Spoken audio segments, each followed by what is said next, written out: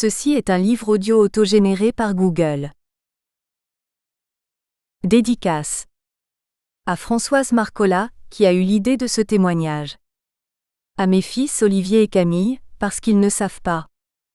À Jean-Louis Cazot, médecin à Paris, qui, s'il ne fut pas un bon père, au péril de sa vie pendant la guerre, cacha des Juifs et empêcha plusieurs dizaines de Français de partir au sto. Dédicace suite. Écouter est un art. Johann Wolfgang von Goethe. Avec mon affectueuse reconnaissance, je dédie cet ouvrage à Jacques Patureau et à Marc Chodkiewicz qui m'ont donné ma chance. À Michel Desgranges, je tiens à dire comme je suis touché par l'ampleur de son aide et de son investissement. Préface. Poussée par la nécessité, Julie a passé 25 ans de sa vie à courir les routes pour visiter des médecins de moins en moins disponibles, afin de les amener à prescrire préférentiellement des produits aux qualités inégales, grâce à des argumentaires sophistiqués sacrifiant autant à la publicité qu'à la science. D'abord sensible à ses succès, obtenus au prix d'efforts constamment renouvelés, elle se félicite en fin de course d'avoir pu terminer sa carrière avant qu'un possible accident ne l'écourte. Dans ce contexte, elle nous offre un aperçu de l'intérieur sur certaines pratiques médicales, l'industrie pharmaceutique contemporaine et ses usages commerciaux. Son texte se lit comme un thriller. Les pages tournent toutes seules, jusqu'à la dernière, tant l'émotion qui guide le récit de cette aventure humaine difficile est prégnante.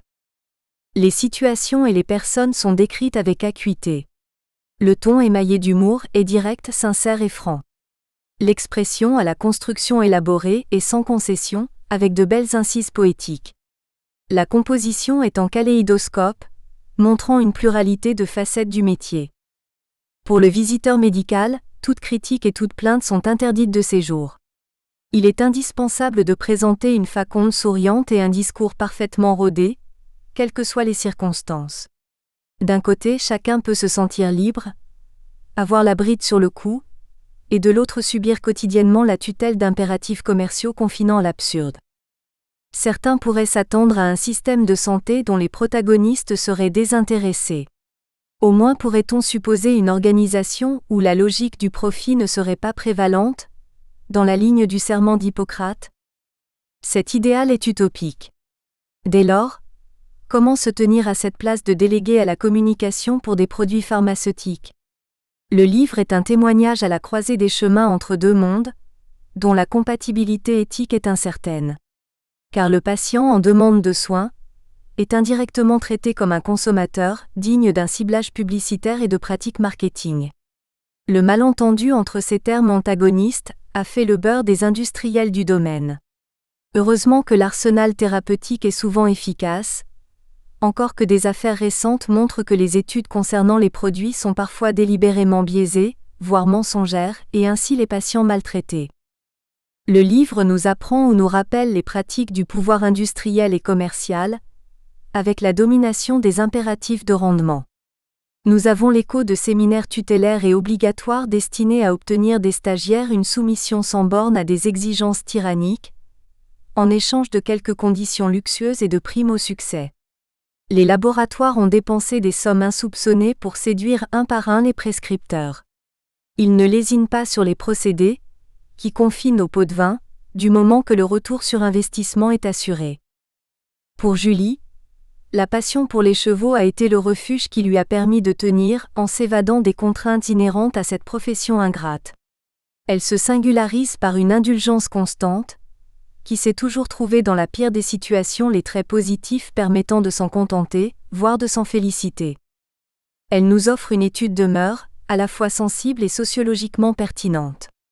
Plus qu'un témoignage, c'est une œuvre moderne, nécessaire, salutaire et d'une actualité criante. Michel Desgranges, maître de conférences en psychosociologie aux Arts et Métiers ParisTech de Paris.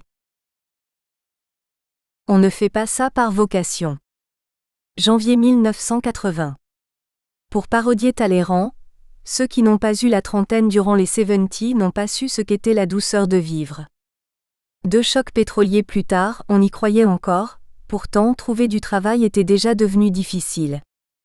J'avais 36 ans, un modeste bac+3, agrémenté d'un diplôme d'opticienne obtenu uniquement parce que, ayant la physique et les mathématiques en horreur, J'avais eu la chance de tomber le jour des examens sur les interférences lumineuses, sujet entre autres, dont j'avais appris ce qu'il fallait en savoir par cœur. Ça ne m'intéressait pas. Je voulais faire les beaux-arts et archéologie. Mon père, oubliant qu'il avait souhaité faire naval et que son père, médecin lui-même, l'avait obligé à embrasser des études médicales, m'avait offert un choix restreint. Ce serait médecine, pharmacie, dentaire ou bien optique. Moi, au moins, j'avais eu le choix. Optique, c'était seulement 3 ans. J'avais donc coupé au plus court et n'avais pas exercé, ensuite, car oubliant sa promesse, mon père ne m'avait pas installé. Ces brillantes études achevées, j'avais convolé en juste noces et n'avais pas eu besoin de travailler. Pour être honnête, je n'en avais pas eu l'envie non plus. À 36 ans, la liste de mes capacités était éclectique puisque je savais fabriquer à la main une charnière de lunettes en mile short précise au dixième de millimètre. Puis, grâce au reliquat d'un début d'existence favorisé, je pouvais aussi enseigner l'équitation, faire des claquettes, dessiner votre portrait ou barrer un voilier.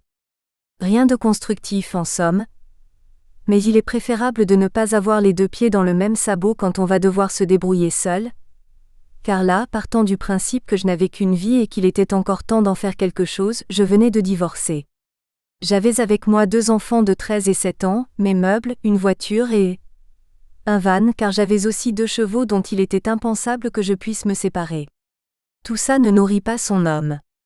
Je venais d'atterrir en Touraine dans une maison dont les planchers donnaient des signes de faiblesse, sans salle de bain, avec juste un filet d'eau froide à la cuisine et quelques ampoules qui pendaient au plafond. Malgré la proverbiale douceur tourangelle, mon arrivée s'était faite dans la neige et la chaudière censée nous chauffer avait rapidement dévoré le peu de bois que j'avais pu trouver. J'avais alors vendu mon vison pour une misère et acheté du charbon. Pour l'heure, je n'avais plus que quelques centaines de francs devant moi, mais par chance, mon ex cher et tendre, s'il ne prenait aucune nouvelle des enfants, n'oubliait pas de payer la pension. Il ne l'aurait pas fait d'ailleurs, que, compte tenu de sa situation florissante et des griefs qui m'avaient poussé à conquérir ma liberté, je n'aurais pas hésité à le traîner devant l'avocat. La nuit, j'avais des sueurs froides qui me coulaient dans le dos. Pas de panique. La pauvre petite fille riche à qui l'on avait seriné qu'elle n'arriverait jamais à rien, allait montrer de quoi elle était capable. Il suffit d'y croire ou, suivant l'adage commun, quand on veut, on peut. J'étais donc là, dans le hall d'un Novotel, en compagnie de 4 ou 5 candidats, attendant d'être reçus par le directeur régional d'un laboratoire pharmaceutique en veine de recrutement. Ayant connu par le passé un couple de visiteurs médicaux dont l'existence m'avait paru enviable, je m'étais dit que si je devais travailler un jour, ce serait une bonne solution. Ce que c'est que de voir les choses de son balcon. J'avais le profil idéal, la trentaine seule avec 2 enfants, donc l'assurance que j'allais ramer sans relever le front. Je ne connaissais rien à l'industrie du médicament, mais c'était un avantage, parce que les laboratoires préfèrent programmer leur force de vente à leur façon. Les femmes en outre offrent l'avantage d'être des femmes, et comme les médecins sont généralement des hommes, ils sont plus sensibles à des éléments féminins, en tout cas plus courtois, plus patients, hésitant davantage à flanquer une visiteuse qu'un visiteur à la porte, même quand elle cherche insolemment jusqu'où elle peut aller trop loin. Puis la femme connaît peu ses droits et la législation. On sait aussi que son sens du devoir est plus développé que celui des éléments mâles. Tout ceci explique que la profession soit féminine à 80%. Cela dit, la visite médicale est un domaine privilégié où l'égalité des salaires a toujours été une réalité. Contrairement à ce que tout le monde imagine, la visite médicale est salariée. Le visiteur n'est pas un représentant. Il ne vend rien. Pompeusement, il informe, mais curieusement, n'entend parler que du nombre de boîtes dont il a ou n'a pas généré la prescription. Il est un chiffre d'affaires possiblement et préférentiellement exponentiel. J'aurai le temps de m'en persuader. Job frustrant, ou quand la porte se referme, il ne sait pas s'il a vendu ou pas. L'entrevue fut très positive. Je ne fus pas recrutée parce que je n'avais jamais travaillé. Et oui, insoluble, n'est-ce pas? Alors, sans me demander si ça me plaisait, je pris le premier job trouvé dans le journal et commençai à démarcher les gens par téléphone, à mes frais, pour essayer de leur vendre des répondeurs téléphoniques. Car c'est ainsi que les premiers répondeurs se vendaient. Quand par hasard j'en vendais un, il me fallait aller le livrer toujours à mes frais. Mon pourcentage était si faible que, consciente de perdre mon temps et le peu d'argent que j'avais encore, je cherchais activement autre chose. C'était malgré tout une première expérience riche en enseignements. Je sais à présent ce que c'est que de déranger le monde au téléphone pour lui fourguer un truc dont il n'a pas envie et de se faire raccrocher au nez. Ça assouplit les vertèbres. Très vite, ensuite, je fus embauché par une entreprise de produits de beauté et colifichets qui démarchait la clientèle à domicile pour une aumône, certes, mais avec tout de même une voiture de fonction et des frais de déplacement remboursés. Surtout, je mettais un pied dans le système, j'étais salarié. J'avais un secteur délimité, mais pour le reste, je gérais le job comme je l'entendais. J'avais seulement une obligation de résultat. Il me fallait trouver chaque jour une femme qui, ayant accepté d'aller proposer les produits en question à ses amis, se chargerait moyennant une ristourne sur les ventes, de passer et réceptionner les commandes à leur place. J'allais tenir 2 mois. Chaque matin je partais pour je ne savais où, m'arrêtais en vue de la première barre d'immeuble venue, et commençais le porte-à-porte où je me faisais jeter avec une grande régularité. Je découvris la misère de ces femmes qui, parce qu'elles n'avaient pas les moyens de s'offrir une robe, allaient dépenser 50 francs pour l'achat d'une savonnette dont elles n'avaient pas besoin et qui en valait 3, peut-être, seulement parce qu'elle était jolie, c'était le piège. Parce qu'il faut bien se faire plaisir, n'est-ce pas, parce qu'il faut bien sauver la face aussi. Quand j'obtenais d'en décider une à aller jouer les tentatrices chez ses voisines afin d'en retirer quelques sous, je devais alors lui demander 80 francs pour les droits d'inscription. Le 10 du mois, certaines d'entre elles ne les avaient pas. On m'a supplié. J'ai donné cet argent plusieurs fois. Au bout de 2 mois de ce petit jeu, je compris qu'il me fallait arrêter avant de mourir de honte. Je démissionnais. Je n'en pouvais plus, et là tout droit j'ai vu le vide devant moi. Il est facile de dévisser. Alors il y eut un miracle, le hasard ou la chance comme on veut. Le téléphone sonna, et j'eus l'impression de voir descendre le Père Noël dans la cheminée. Au bout du fil, le directeur régional du laboratoire que j'avais rencontré. La femme qu'il m'avait préférée au recrutement, car déjà expérimentée elle, venait de les lâcher en plein stage de formation. Mon dossier était resté sur le haut de la pile, et il me fallait être au siège, à la Défense, le lendemain. Rencontrer le PDG. C'est fou. Vous avez toutes vos chances alors, vendez-vous. Parfois l'existence ne tient qu'à un fil. Je le saisis au vol, sauvé. Un job pas comme les autres. Intégrant d'un coup la notion de disponibilité si chère aux entreprises, à 10 heures pétantes, le lendemain, j'étais à la Défense devant la tour de verre où siégeait ce laboratoire pharmaceutique qui me donnait ma chance, prête à rompre des lances s'il le fallait et à tenir le monstre en respect. Par chance, j'avais conservé la garde-robe d'une existence plus facile et j'avais choisi un emballage cadeau mi-british, mi-décontracté. Chic et discret. Pas besoin d'avoir l'air enthousiaste, je l'étais. Et quand s'ouvrit devant moi la porte capitonnée du Saint des Saints, le courant passa instantanément.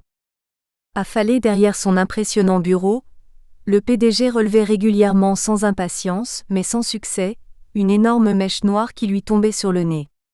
Il commença par m'expliquer que sa passion, c'était la lecture, et qu'il avait tant de livres que, faute de savoir où les ranger, il avait entassé les derniers venus dans sa baignoire. Je ris, il rit, les non-conformistes m'ont toujours fait craquer.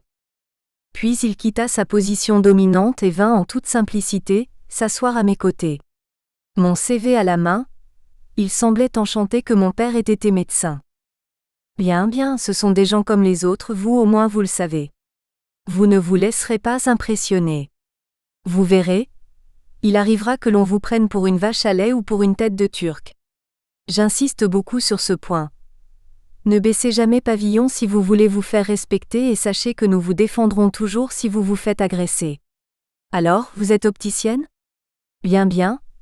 Moi je suis vétérinaire, vous verrez dans la visite, on rencontre des gens qui viennent de tous les horizons. Il y a même des médecins. C'est diversement apprécié d'ailleurs. Il m'expliqua alors que seuls ceux qui s'accrochaient avec les dents survivaient à la visite médicale, que le turnover y était important parce que c'était un job que tout le monde ne supportait pas, une sorte de compromis entre homme sandwich et chauffeur routier. Toujours à écoper, comme dans un rafio qui prend l'eau, toujours à recommencer. Dites-vous que si c'était facile, on ne vous paierait pas aussi bien. Puis il ajouta que les stages de formation étaient fréquents, mais que le dernier venait de se terminer, qu'il n'y en aurait pas d'autre avant 3 mois et que j'allais être obligée de me former sur le tas toute seule, quoi ? Et pour commencer, passer 15 jours chez moi à plancher sur 2 premiers produits, un mucolytique et une cycline de synthèse. Le secteur que vous allez récupérer est trop important pour qu'on le laisse vide longtemps. C'est votre chance. Il a marché du tonnerre avec une femme que les toubibs adoraient, mais elle s'est tuée en voiture sur le verglas en janvier, et ce ne sera pas forcément un cadeau que de passer derrière elle, je vous préviens. S'il ne vous adopte pas, le secteur se cassera la figure et vous avec.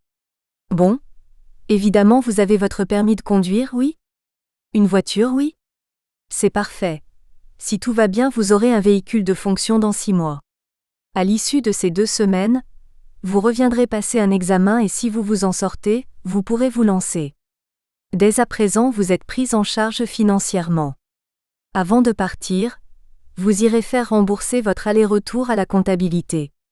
Sachez d'ores et déjà que vous passerez une semaine de séminaire à Venise en septembre. Nous y lançons un nouveau produit. Vous avez des enfants, pensez à vous organiser.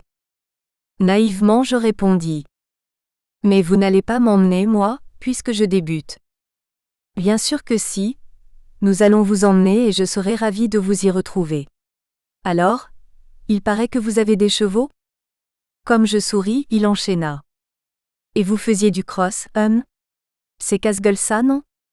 Je vais être franc, ça me plaît bien parce que ceux qui ont fait ce genre de compétition sont des gens tenaces, mais il va falloir envisager la promenade à présent.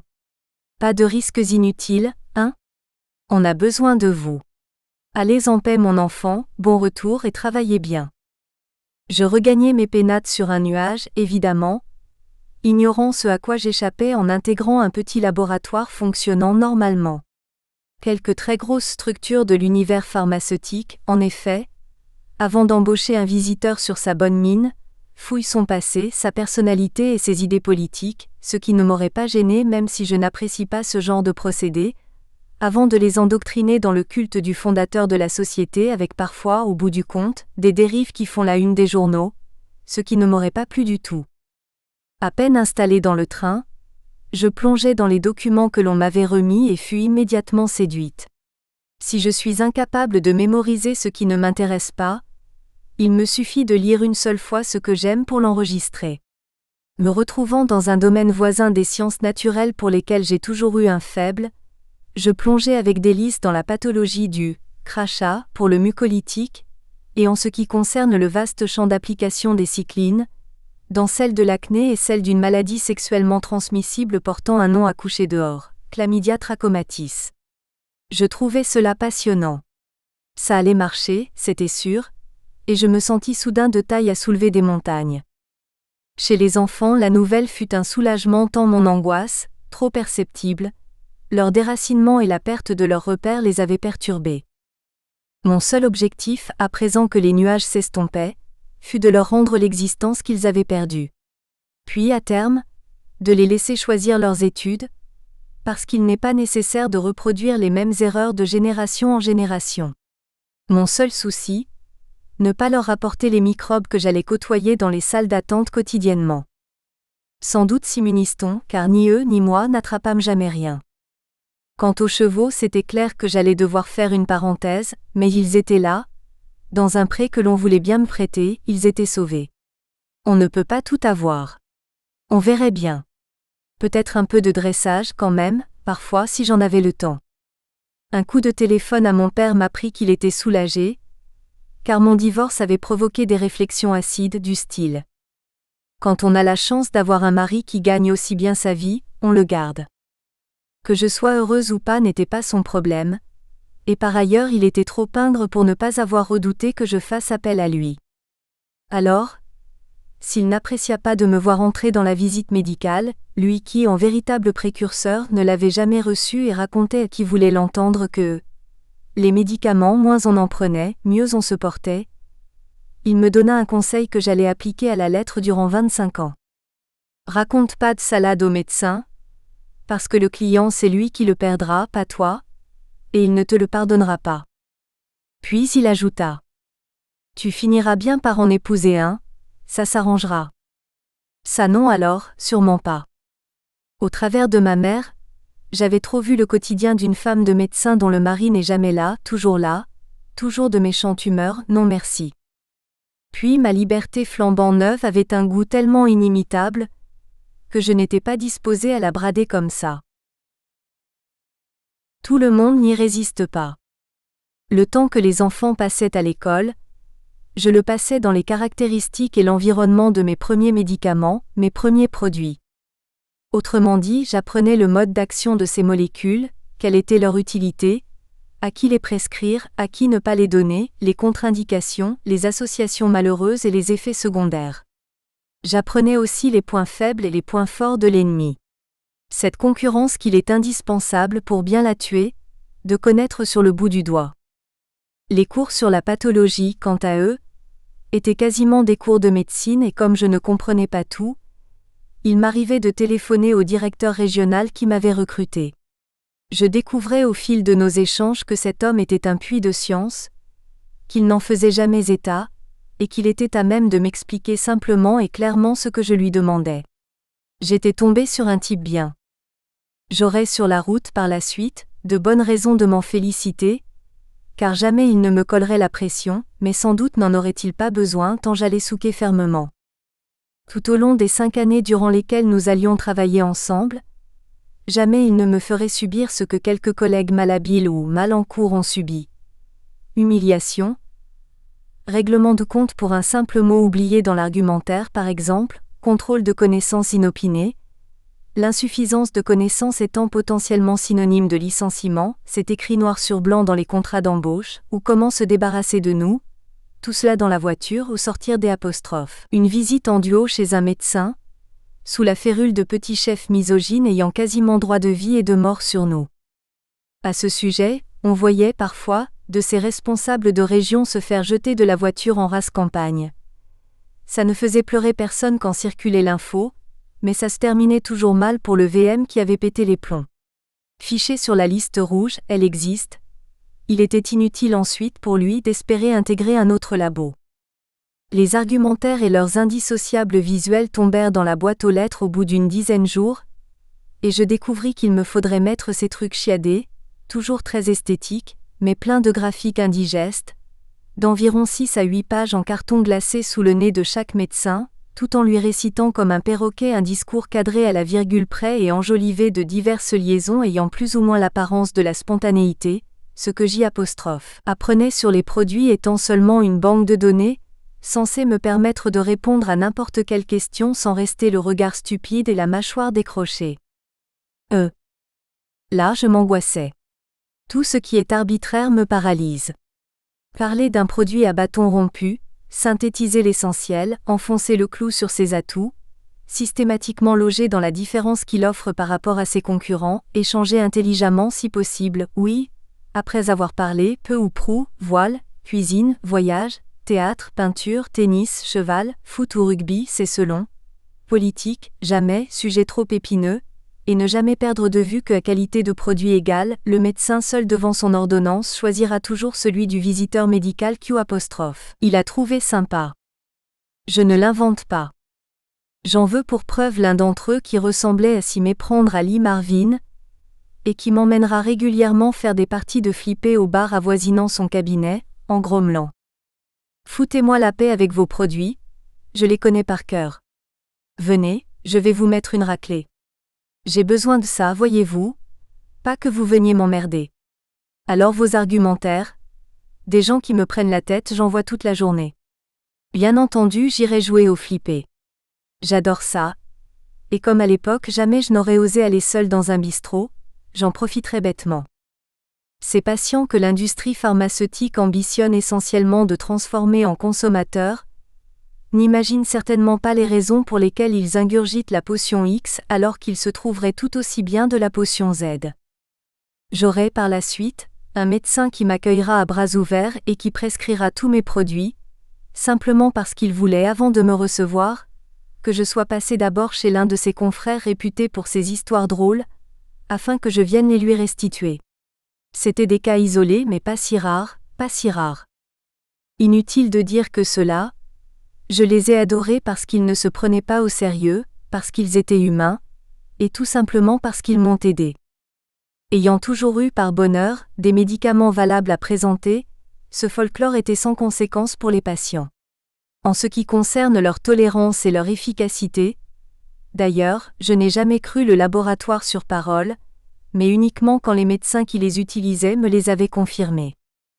Comme dans toutes les professions de la vente, connaître par le menu le profil et les attentes des clients et savoir s'y adapter est le minimum requis, mais jamais tant que dans cette relation médicale, où rien de palpable ne se vend, qui consiste essentiellement à raconter des choses qui ne les passionnent pas à des gens qui n'ont pas envie de les écouter. Parce que la seule raison d'être de ce job qui faisait Florès encore en ces années-là, c'est que les médecins n'ont plus le temps de lire ni de s'informer suffisamment. Les revues médicales chez eux s'empilent le long des murs, pas toujours déballées, lues en travers dans le meilleur des cas. La mémoire de certains praticiens, à cet égard, vis-à-vis du peu qu'ils peuvent survoler ou écouter, m'a toujours laissé béate d'admiration. La visite médicale n'existe donc que pour leur rafraîchir les idées, leur apporter la synthèse des nouveautés et générer un maximum de ventes essentiellement destinées à alimenter la recherche, cette recherche si effroyablement coûteuse en années, en savants, en expérimentation, en études, en moyens, qui mettra peut-être au point, qui sait, le produit qui sauvera des vies. C'est ça aussi, les vendeurs de poison qui se promènent, comme le visiteur médical se le fait souvent jeter à la tête par les patients. Le temps des génériques n'était pas né, qui, dépouillant les laboratoires médicaux des revenus de leurs princeps, récupérant le bénéfice de recherches faites par d'autres, condamneront peut-être un jour, faute de moyens, les laboratoires à ne plus progresser qu'à pas compter, générant possiblement des problématiques insolubles à court terme. J'en veux pour exemple l'abus des antibiotiques. La plupart du temps, l'antibiotique c'est pas automatique, et prescrit à bon escient, mais il est fréquent que le patient ne suive pas le traitement suffisamment longtemps, qu'il soit pris spontanément parce que pour la même raison, il en reste un peu, mais pas assez de toute façon dans la pharmacie familiale alors qu'il est probablement périmé, ou bien encore qu'il ait été donné par sécurité alors qu'il n'était pas nécessaire parce que le médecin n'a pas su sur quel pied danser. Ajoutons à cela que nous en consommons tous à notre insu, car bien que ce soit prohibé en Europe, mais les bactéries ne connaissent pas les frontières, les éleveurs de bétail et autres volailles, cochons, poissons, lapins, y ont recours un peu partout dans le monde pour maintenir une prophylaxie dans l'univers concentrationnaire où les animaux sont parqués, mais aussi parce qu'il leur faut produire toujours plus rapidement et parce qu'ils ont remarqué que curieusement, et à leur grande satisfaction, les animaux sous antibiotiques à faible dose, de ces faibles doses qui enseignent si bien aux bactéries à résister, croissent plus vite tout en étant moins nourris. Tout cela rendant, peu à peu, ces produits miraculeux si peu efficaces qu'un jour, face aux épidémies récurrentes et de plus en plus virulentes, nous pourrions être totalement désarmés. Nous vivons sous le règne des apprentis sorciers, à la merci de la bactérie tueuse que nous aurons créée. C'est possiblement grave. La recherche doit sans cesse avancer pour trouver de nouvelles armes et anticiper. Pour cela, les laboratoires ont besoin d'argent, énormément d'argent, et ce n'est pas en les dépouillant qu'on les aidera à trouver la solution quand il faudra la trouver, trop tard. Alors au bout du compte, il se peut bien qu'avec les génériques et leurs petites économies, nous soyons tous perdants. J'en étais donc à mes argumentaires. Comme je n'ai jamais pu apprendre ne serait-ce qu'une fable par cœur, devoir régurgiter des données indigestes, mot à mot, dans un vocabulaire qui n'était pas le mien, me faisait redouter un crash. Il était pourtant capital que je réussisse. J'allais être mise en situation quelques jours plus tard à Paris. Quand vint le jour redouté, je me retrouvai dans une pièce meublée de 2 chaises qui se faisaient face de part et d'autre d'une table rase, accompagnée d'un homme dans la trentaine avec des yeux noirs qui me dévisageait sans aménité. J'étais en présence du directeur régional de la région parisienne. Toute la journée avec le sourire essentiel, le sourire, et une apparente décontraction, sans jamais manifester le moindre signe d'impatience, j'allais manipuler le visuel et réciter encore et encore mes argumentaires, écouter les objections de plus en plus pointues, insultantes parfois, et les fausses barbes qu'il me balançait, y répondre, et puis recommencer. Au bout de plusieurs heures de cette gymnastique, alors que j'étais en nage, épuisé, et que je commençais à avoir envie de l'agresser, il éclata de rire, me prit les mains dans les siennes et me dit: Bon. C'est bon, ça va aller. Je vous ai fait souffrir, pardonnez-moi, mais il fallait en passer par là. Vous aurez rarement pire, mais ça vous arrivera. Bravo, pour une débutante, vous avez bien résisté. J'osais lui dire alors: Mais il faut vraiment que je récite ça comme ça? Oui, même si ça ne vous plaît pas. Il est important qu'un message formaté soit délivré. Nous espérons que vous avez apprécié cet aperçu.